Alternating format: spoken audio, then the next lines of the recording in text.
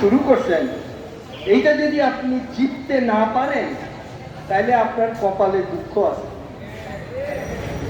এখন প্রশ্ন হলো, জিততে হলে কি করতে হবে? আপনারা এত কষ্ট করার পর যদি জয়লাভ করতে না পারেন তাহলে কি হবে? জয়লাভ কি করা যাবে? জয়লাভ করার জন্য কি করতে হবে?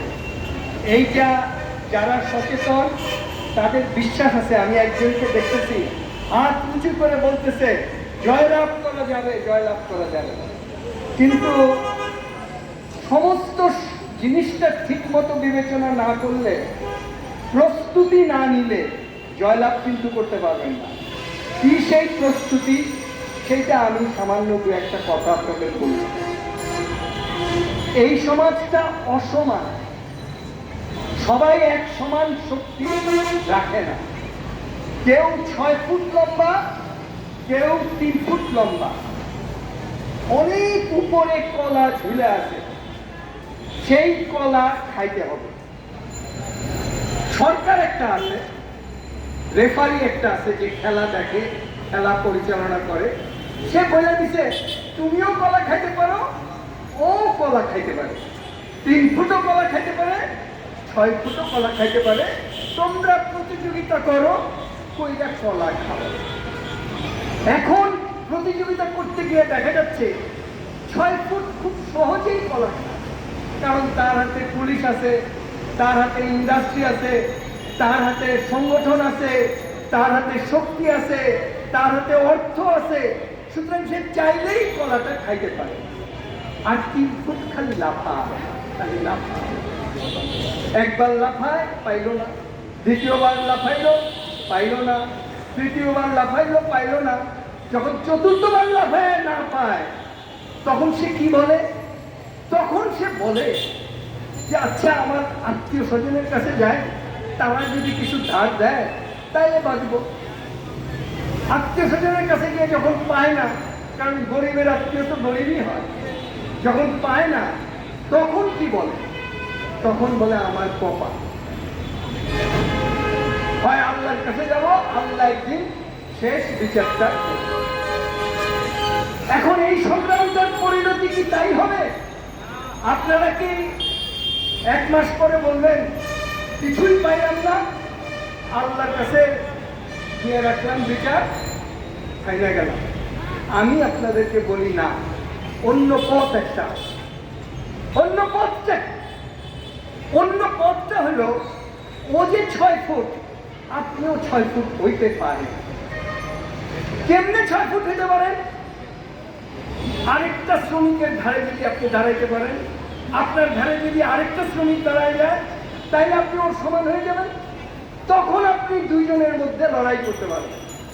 তাইলে মূল কথাটা হলো শ্রমিক ঐক্য, নিজেদের ঐক্য রক্ষা করা এবং সমগ্র শ্রমিক শ্রেণীর ঐক্য রক্ষা করা। আজকের মিটিংটা গুরুত্বপূর্ণ এই জন্য যে এই শ্রমিক ঐক্যের পথে আপনি একটা প্রথম পদক্ষেপ নিয়েছেন। আমরা শ্রমিক না, কিন্তু আমরা আপনাদের শ্রমিক ঐক্যের পক্ষে আছি, সেই জন্য এটা আপনাদের পক্ষে বক্তৃতা দিয়ে গেছি। অনেকগুলো শ্রমিক ফেডারেশন আসছে, বক্তৃতা দিচ্ছে। আপনারা কি আমিনুল ইসলাম আমিনের বক্তৃতা মনে করছেন? শুনছেন ভালো করে? উনি কি বলছেন? বলছে যে কাশিমপুর ফ্যাক্টরির চারপাশে আরো 8টা ফ্যাক্টরি আছে, ওই 8টা ফ্যাক্টরিতে আরো 8000 শ্রমিক আছে।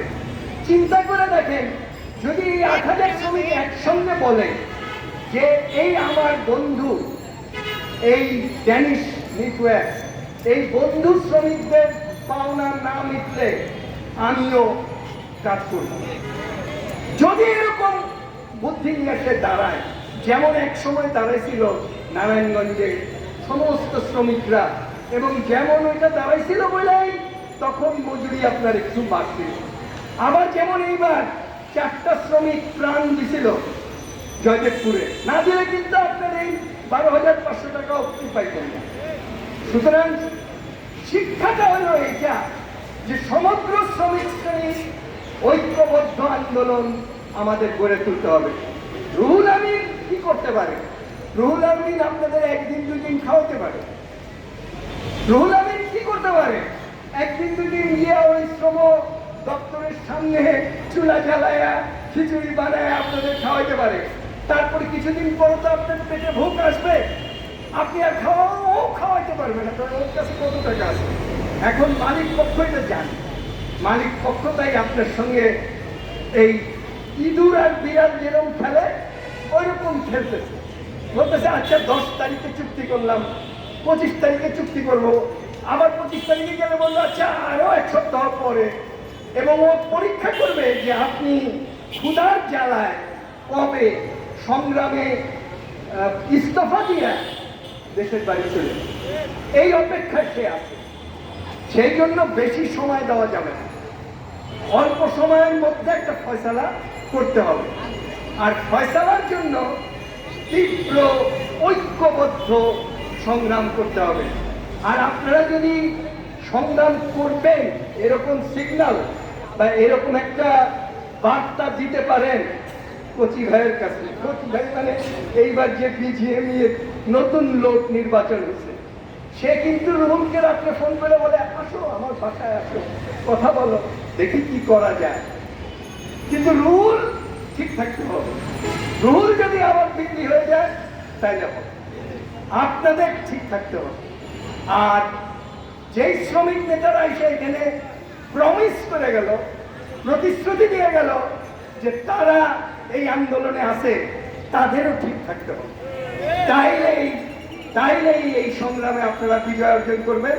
আর আমি সাংবাদিক বন্ধুদের বলি, আজকের মিটিং এর পুরা খবরটা কালকে খবরের কাগজে দিয়ে যাবে। এইভাবে লড়াই অগ্রসর হোক। হয়তো আরো অনেক লড়াই আমাদের সামনে আছে, কিন্তু এই লড়াইটা জিততে হবে। এই লড়াই আমরা জিততে চাই, এই আশা রেখে এই আহ্বান জানায় আমার বক্তব্য শেষ।